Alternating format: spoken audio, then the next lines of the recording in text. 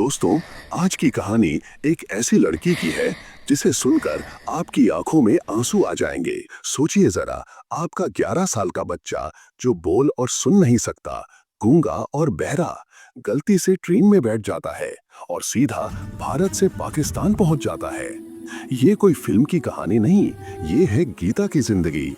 ये कहानी सिर्फ सरहद पार करने की नहीं है, ये है इंसानियत के सबूत की। कैसे एक पाकिस्तानी परिवार ने उसके लिए अपने घर में मंदिर बनवाया, फिर ऐसा क्या हुआ भारत ने पाकिस्तान को 1 करोड़ का पैकेट दिया, और कैसे एक फिल्म की वजह से 15 साल बाद वो अपने देश वापस आई। सवाल ये नहीं कि वो वहां पहुंची कैसे, सवाल ये है कि 20 साल बाद उसकी मां ने उसे बिना डीएनए टेस्ट के कैसे पहचाना। कौन सा था वो सीक्रेट निशान जो सिर्फ ये मां जानती थी। इस पूरी इमोशनल और यकीन ना करने लायक जर्नी को डिटेल में देखते हैं। चलिए शुरू करते हैं कहानी। गीता की कहानी शुरू होती है 2000 के शुरुआती सालों में। वो महाराष्ट्र के परभनी जिले के छोटे से कस्बे जिंतूर में रहती थी। उसकी जिंदगी बिल्कुल नॉर्मल थी, मंदिर जाना, दोस्तों के साथ खेलना। लेकिन किस्मत ने उसके लिए कुछ और ही लिखा था। गीता बचपन से ही गूंगी और बहरी थी। एक दिन अनजाने में वो अपने घर के पास रेलवे स्टेशन पहुंच गई और सीधे सचखंड एक्सप्रेस में चढ़ गई। एक छोटी बच्ची बिना किसी समझ के ट्रेन में बैठी रही। घंटों बाद वो अपने घर से 1600 किलोमीटर दूर अमृतसर में उतरी। वहां घबराहट और कंफ्यूजन में उसने एक और ट्रेन पकड़ ली। नाम था समझौता एक्सप्रेस। और ये कोई आम ट्रेन नहीं थी, ये सीधा भारत और पाकिस्तान के बीच चलती थी। अब गीता किसी दूसरे राज्य में नहीं, बल्कि सीधे पाकिस्तान के लाहौर शहर में थी। सोचिए, एक मासूम बच्ची जो बोल भी नहीं सकती, एक अनजान देश में बिल्कुल अकेली थी। लाहौर स्टेशन पर गीता अकेली खड़ी थी, डरी हुई। किस्मत से एक पाकिस्तानी रेंजर की नजर उस पर पड़ी।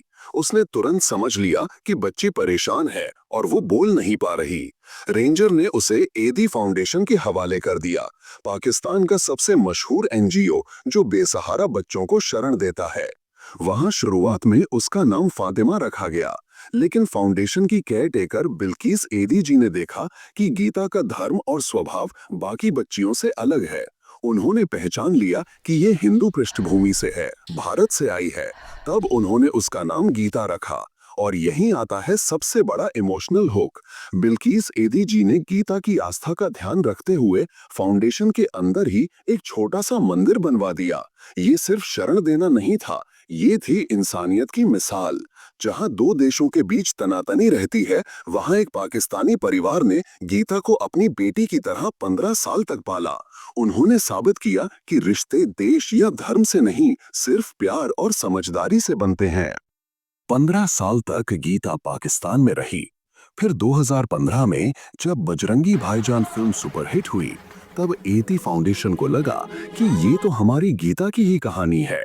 फिल्म की लोकप्रियता से गीता की कहानी पाकिस्तान के मीडिया में वायरल हो गई और सोशल मीडिया के जरिए ये खबर भारत पहुंची।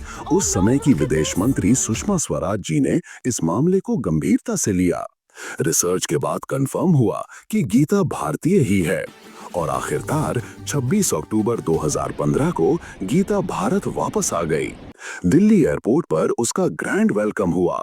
सुषमा जी ने उसे गले लगाया और गर्व से कहा, गीता हमारी बेटी है, हिंदुस्तान की बेटी। और इंसानियत की मिसाल के तौर पर पीएम मोदी ने एदी फाउंडेशन को 1 करोड़ रुपए का दान भी घोषित किया। एदी फाउंडेशन को 1 सियरा का हेल्प दे रहे हैं। मेरी बेटी को 15 साल रखने के लिए शुक्रिया एदी। गीता अपने देश तो आ गई, लेकिन अब असली चुनौती बाकी थी, अपनी असली फैमिली को ढूंढना।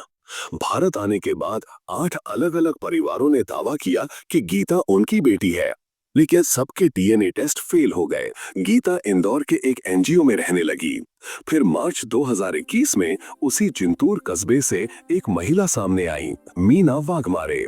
उन्होंने ऐसा दावा किया जो सिर्फ एक सच्ची मां ही कर सकती थी। उन्होंने बताया कि गीता के पेट पर जलने का एक निशान है, और वो बात सच निकली। इस बार किसी डीएनए टेस्ट की जरूरत नहीं पड़ी। पहचान और मां के जज्बातों ने जीत हासिल की। लगभग 20 साल बाद गीता आखिरकार अपनी असली मां से मिली।